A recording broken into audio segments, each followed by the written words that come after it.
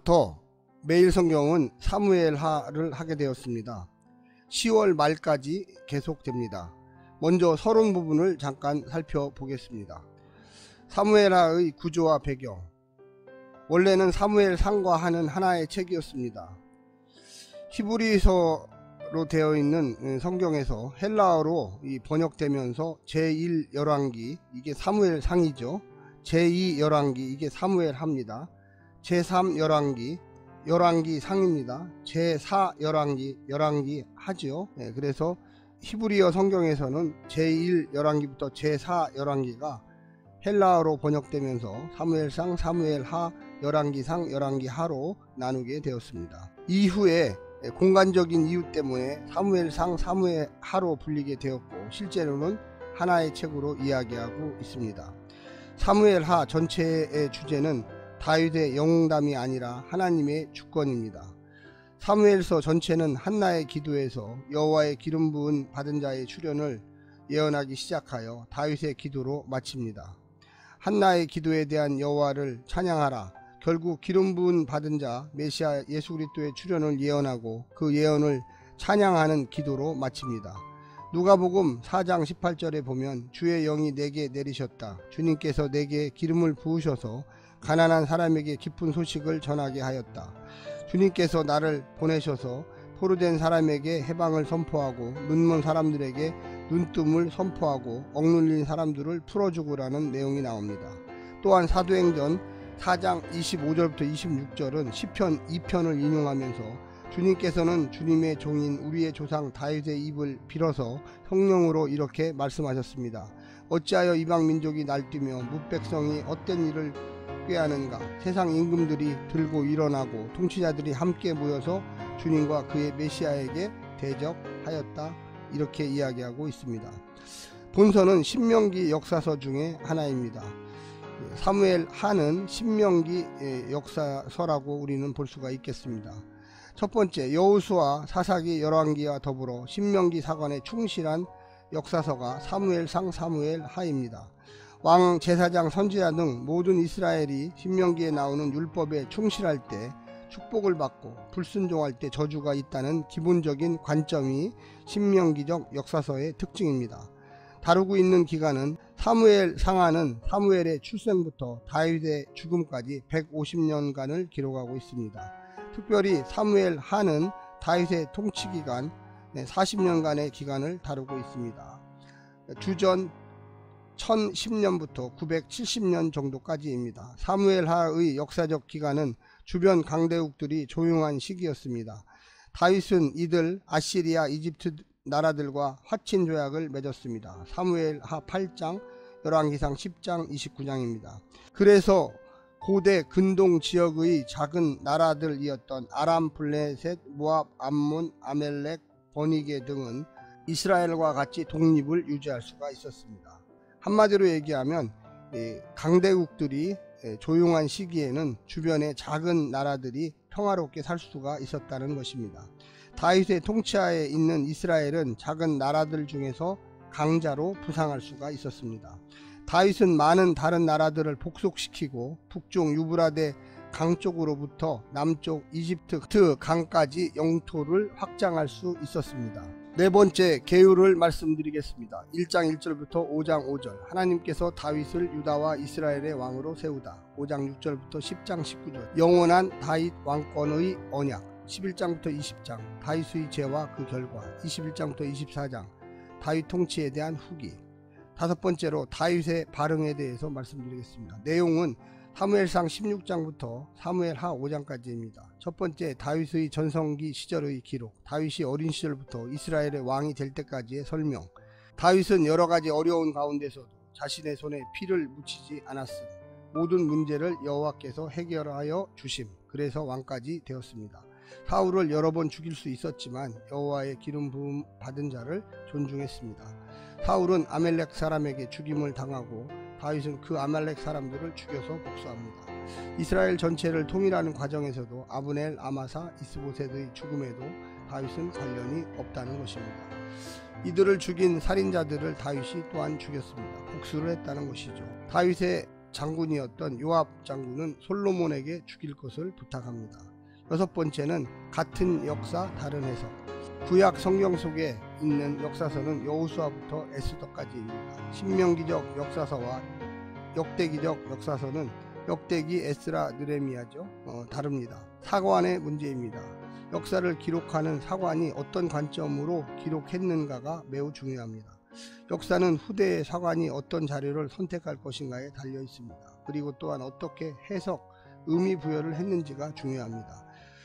예를 들어서 동일 인물을 사진으로 찍을 때 측면, 앞면, 뒷면, 윗면 등 다양한 각도에서 사진으로 전혀 다른 느낌을 줄 수 있다는데 우리 현대인들은 생각할 수가 있습니다. 성서 안에서 이스라엘 역사 서술은 해석된 역사 서술입니다. 정확한 역사 서술은 불가능합니다. 성서 이스라엘의 역사 서술은 신앙 고백적 측면이 매우 강하다고 할 수가 있겠습니다. 예를 들어 말씀드리면 역사적 다윗과 성경적 다윗은 역사상 다윗이 행했던 일들을 평가한다면 성경적 다윗은 신앙 고백적으로 신앙의 기초에서 다윗을 평가하는 모습을 그리는 것입니다. 사무엘서는 사무엘이 주인공처럼 보이나 사실은 다윗이 주인공입니다. 역대기 역사서의 주된 목적은 다윗을 이상화하는 것이었습니다. 다윗과 그의 가문의 좋은 점은 더욱 부각시키고 영웅으로 만들었다는 이야기죠. 나쁜 점은 신명기 역사서보다 축소 은폐했습니다. 예를 들어서 사무엘 하와 역대상을 비교해 보면 좋겠습니다. 구약의 역사서를 어떤 관점으로 읽어야 할까요? 첫 번째는 한쪽으로 치우쳐 해석하지 말랍니다. 역사서를 알레고리, 영적인 해석으로 하지 말라는 것입니다. 라합이 매단 줄, 예수님의 십자가의 피, 정탐꾼이 숨었던 지붕에 벌려놓은 3대, 십자가로 해석, 호기심 유발음 좋으나 적당하지가 않습니다. 영해를 너무 자주 하거나 깊게 하면 문제가 생긴다는 것입니다. 도덕적 교훈으로만 해석하지 말라. 다윗의 용맹성, 노도의 효성, 애국심. 성경은 윤리서적이나 종교서적으로 강정되기가 쉽습니다. 인간은 다 부족한 죄인입니다. 성경 인물이라고 다 훌륭한 사람이 아닙니다. 입다 선지자의 자기 딸을 산 번제로 드리려다가 성전 수종자로 드렸습니다. 바른 해석은 어떤 것일까요? 첫 번째, 역사적 사실을 가능하면 정확히 기술하십시오. 물론 수천 년 고대의 역사를 정확히 기술하기가 쉽지는 않습니다. 신화적 세계관이 있었던 초자연적 기록들과 역사의 기술 방식도 오늘날과는 너무나 생소합니다. 최소한 육가 원칙, 왜, 누가, 어디서, 어떻게, 어느 때 무엇을 했는지를 살펴보시기 바랍니다. 가장 기본적인 것을 충실히 관찰할 때 바른 해석이 됩니다. 초자연적인 기록들이 종종 등장하지만 그래도 그 나머지를 가지고 찾아보아야 합니다. 역사서이기에 최대한 역사적 관찰을 열심히 추구해야만 하겠습니다. 두 번째는 성서는 저자의 어떤 인물과 사건에 대한 신앙적 관점의 기록입니다. 세속사의 해석 방식과는 다르다는 것입니다. 철저하게 하나님과의 관계 중심적인 기록입니다.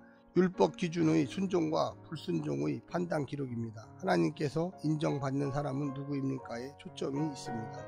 세 번째는 역사관을 보라는 것입니다. 구약 성서 역사 기록에는 두 가지 사관이 존재하는데 신명기적 역사관은 율법의 순종과 불순종이 기준이며 하나님의 자비와 긍휼이 기준입니다. 두 번째는 역대기적 역사관이 있습니다. 이것은 다윗의 왕정이 선하다라는 기준을 가지고 기록한 것입니다. 구약 역사서의 문학적 특징, 내러티브는 설화체 또 서사체 이야기의 문학입니다. 역사는 등장인물들의 다양한 경험과 갈등구조, 성공과 좌절에 대한 이야기가 나옵니다. 기록의 성격을 파악하라. 역사적 사실을 문학적 패턴으로 기록했다는 것을 기억하십시오. 역사적 사실로서만의 기록은 아닙니다. 그 안에는 강조와 축소, 저자의 신학적 패턴들이 들어있습니다. 히브리 설화기법의 특징입니다. 인물 묘사, 어떻게 본문을 해석할 것인가에서 인물만큼 큰 힌트를 주는 경우는 없습니다. 평행적, 여호수아는 제2의 모세다. 엘리야, 제2의 모세다.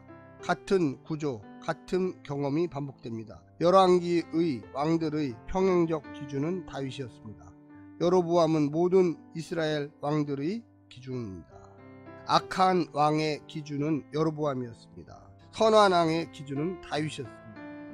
다윗과 비슷하면 선한 왕이었고 여로보암과 비슷하면 악한 왕이 된 것입니다. 대조적인 인물 나합, 이방인 하나님 경외와 아간, 유대인 하나님 속인, 오르바, 자기 고향으로와 룻, 어머니 고향으로, 한나의 아들 사무엘과 엘리의 아들들, 다윗 하나님의 총애를 받고요, 사울 하나님의 버림을 받습니다. 대조적으로 서술하죠. 이게 내러티브의 특징 중에 하나입니다. 정보적 사실을 알려줍니다. 사실 뒤에 더 큰 이유가 있습니다. 엘리의 눈먼 것, 민족이 어둠에 있다. 사울의 외모 묘사, 외형 중시 인간적으로 왕을 선택했다. 다윗의 외모, 하나님만을 의지하는 자세. 구약 역사의 전개 방식을 말씀드리겠습니다. 사사기는 범죄, 처벌, 회개, 구원의 구도로 계속적으로 반복됩니다. 열왕기는 통치 기록 방식으로 왕들의 치적을 기록하고 있습니다. 구약 역사서의 신학적인 특징, 첫 번째 성경신학, 하나님의 주권을 강조하고 하나님이 역사에 간섭하시고 하나님의 백성들을 인도하십니다. 모세와 다윗의 언약, 선지자는 모세 언약의 수호자들입니다. 즉 율법에 기초하여 하나님 땅에서 살아야 합니다. 선지자들은 모세 언약이 깨어질 때 이스라엘에게 위기를 선포합니다. 열왕기하 17장에서 이스라엘의 멸망이 단순히 인과응보의 결과가 아니라고 선포하고 있습니다. 이스라엘의 멸망은 선지자들의 회개의 부름에 이스라엘에 응답하지 않았기 때문에, 즉 회개하지 않은 죄가 이스라엘의 멸망의 원인이 된 것입니다. 이제 곧 사무엘하 1장이 시작되겠습니다.